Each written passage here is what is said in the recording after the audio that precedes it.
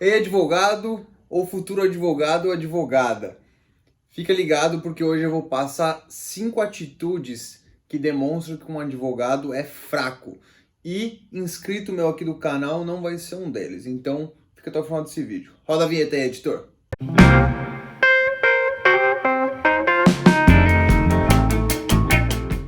Bom, se você não me conhece, eu sou o Vini Tambasco, advogado especializado em direito empresarial e M&A. Se você não sabe o que é M&A, eu já fiz 2 vídeos aqui no canal sobre o tema, dá uma olhada lá depois, ficaram bem legais. E se você gostou do tema de hoje, já deixa seu like e se inscreve no canal, onde eu tô apontando um botão vermelho de subscribe. Primeira atitude, comete erros de português em documentos, e-mails, enfim. Não tem nada pior para queimar a imagem de um advogado do que cometer erros de português. Isso demonstra que aquele advogado não é uma pessoa estudiosa, porque se fosse, estaria ali lendo diversos livros sobre o assunto que se propõe a dominar, e a leitura leva você a ser uma pessoa boa de escrita, a não cometer erros de português, enfim. Então, se tem um erro ali grosseiro de português, se entrega a cultura e o nível daquele advogado. Então, se você ficar com dúvida em português, não mande antes de consultar no Google e ter certeza que aquela palavra escreve aquela letra. Enfim, não cometa um erro, porque isso é um erro que não dá para remediar. Uma vez que você manda um e-mail com um erro desse tipo, você se queima com o cliente para sempre. Não dá para voltar atrás. E não só erros de português, tá? Uma coisa que muita gente erra é vírgula. Isso é muito importante, é o que eu mais vejo gente errando. As pessoas não sabem utilizar vírgula. Isso também entrega que você não é uma pessoa que lê, porque se lesse muito livro, você não ia errar a virgulação, tá? Quem lê muito, principalmente autores muito bons, aprende a usar a vírgula corretamente. Então, fique esperto com vírgula também. Uma vez eu recebi um e-mail de um gerente jurídico que no final escreveu assim: por hora, vírgula, é só. Só que esse por hora estava escrito com H, ou seja, um erro grosseiro que eu nunca mais esqueci. É um e-mail aí de mais de ano já e eu não esqueci esse erro, ou seja, marca, tá?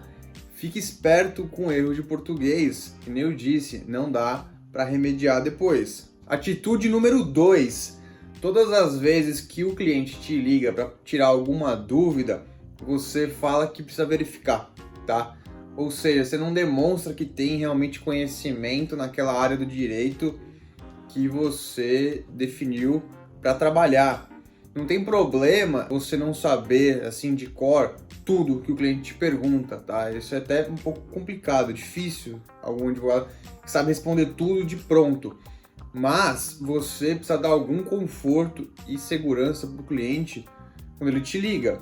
Então, você tem que ter o mínimo de conhecimento para, pelo menos, dizer, ó, eu acho que é dessa forma, tá? Tenho quase certeza, mas eu vou confirmar e te mando por e-mail, eu te ligo depois. Ou seja, você já está dando alguma coisa para o cliente, já está passando alguma informação, deixando ele um pouco mais confortável, e depois você vai confirmar essa informação.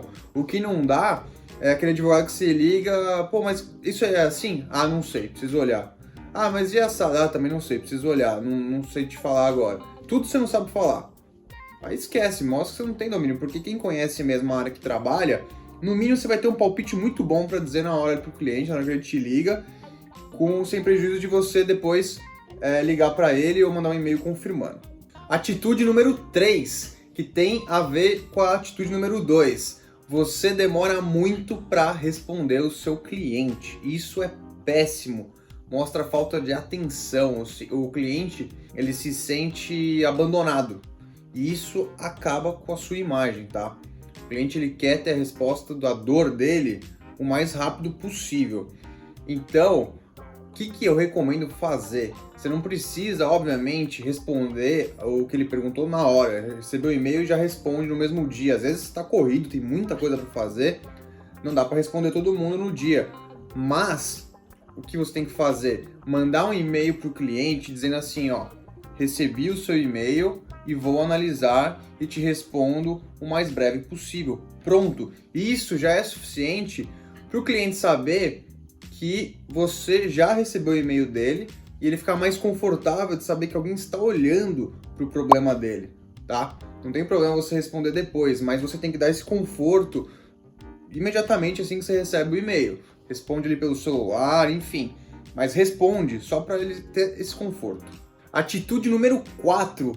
Os seus documentos são mal feitos, isso mesmo. São sem formatação, sem padronização de margem, de letra, de espaçamento.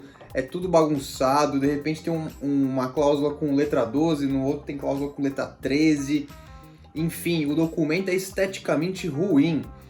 E um advogado, ele precisa se preocupar com a marca dele, com o branding dele, sabe? O advogado também tem branding. E um dos pontos que fazem parte desse branding são os documentos. Você pode ver que escritórios de renome, grandes escritórios, dependendo do escritório, você já sabe de qual escritório é aquele documento só pela letra que ele utiliza, o espaçamento. Você bate o olho no documento, pô, esse documento é do escritório X. Porque isso é brand, você precisa ter essa padronização não só no documento que você manda como documento, mas em todos os documentos do escritório, tá? Você tem que ter essa padronização necessariamente. E bem rápido, se você já assistiu esse vídeo até aqui e não deu like ainda e não se inscreveu no canal, já faz isso aí rapidinho, beleza? Atitude número 5. Você sai pra balada e não pega ninguém.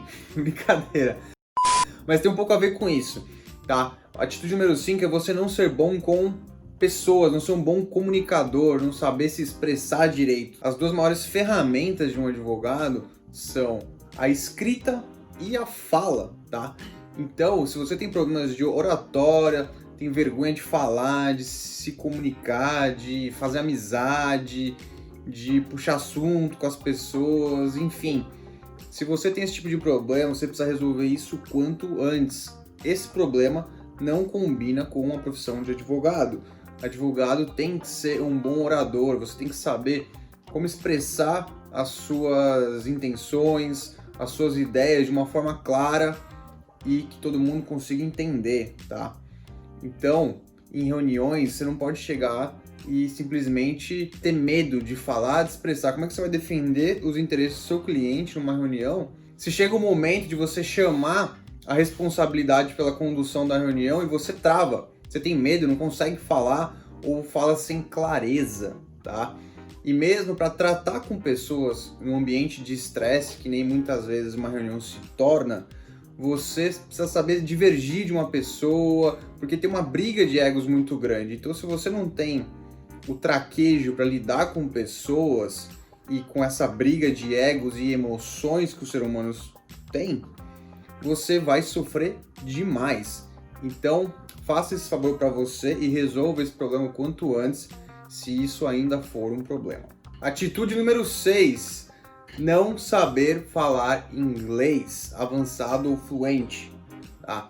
Eu sei que isso aqui não é um erro, que nem os outros, mas é uma deficiência no currículo de um advogado, independentemente da área do direito. Eu não ia colocar esse aqui no vídeo, mas eu decidi de última hora colocar no roteiro, que eu acho importante falar sobre isso. O advogado nos dias de hoje ele precisa saber falar inglês, não importa a área do direito. Claro que algumas áreas, como a minha, por exemplo, empresarial e M&A, isso é fundamental. Você não consegue nenhum estágio hoje em dia no escritório bom sem saber falar inglês avançado, pelo menos, tá? Eu não conheço nenhum advogado de renome que não saiba falar inglês. Isso na minha área com certeza. Pode ser que em outras áreas aí do direito tenha um ou outro advogado grande, né, de renome, que não saiba falar inglês, mas é a exceção, tá? É a exceção. Advogado bom sabe falar inglês avançado ou fluente. Se você tem essa deficiência, corrija o quanto antes. Nos dias de hoje não é mais cabível um advogado não saber falar inglês, tá? Isso é coisa de preguiçoso, gente preguiçosa. Na época da minha mãe, do meu pai, meus avós, tudo bem. Mas nos dias de hoje não saber falar inglês é um absurdo, tá? Mesmo porque você consegue aprender de graça na internet. Se você tiver força de vontade e realmente quiser aprender, você aprende de graça. Então não tem desculpa nem financeira. Se você tiver internet, está vendo esse vídeo, você tem acesso à internet, você não tem desculpa para falar, mas é caro um curso de inglês. Não, você consegue aprender sozinho. Quem quer, aprende sozinho hoje em dia com os recursos que a internet aí dá de graça. Duolingo, assistir filme com legenda em inglês e procurando as palavras que você não sabe no Google Tradutor. Se vira, dá um jeito, mas tem como sim. Todo o conhecimento do mundo está em inglês hoje. Tudo sai primeiro nos Estados Unidos, os livros, e depois chegam traduzidos aqui para o Brasil. E se você quiser realmente ter a percepção correta, precisão na mensagem, é muito melhor você ler na fonte, lá na língua que foi escrito o livro, do que esperar chegar uma tradução para o Brasil, porque isso demora tempo, a tradução nem sempre vem precisa, vem boa. Então, você fica muito limitado sem saber inglês. Você vai viajar, não consegue se comunicar, não consegue pedir o que você quer, entendeu? Olha, assim, são diversos problemas. Chega um cliente estrangeiro, quer a sua assessoria jurídica. Aí você fala, putz, não sei inglês. Oh, perdeu um cliente. Sim, o prejuízo é enorme. Não tem mais desculpa. Resolva isso quanto antes. Bom, se você gostou desse vídeo, já deixa seu like, se inscreve no canal e deixa um comentário com uma sugestão para um próximo vídeo. 2 vídeos aqui do canal já foram feitos em razão de pedidos de inscritos. Então, se você quer ver o seu tema exposto aqui em um vídeo, só deixar nos comentários que eu vou pegar os mais interessantes e trazer. Beleza? Até o próximo vídeo.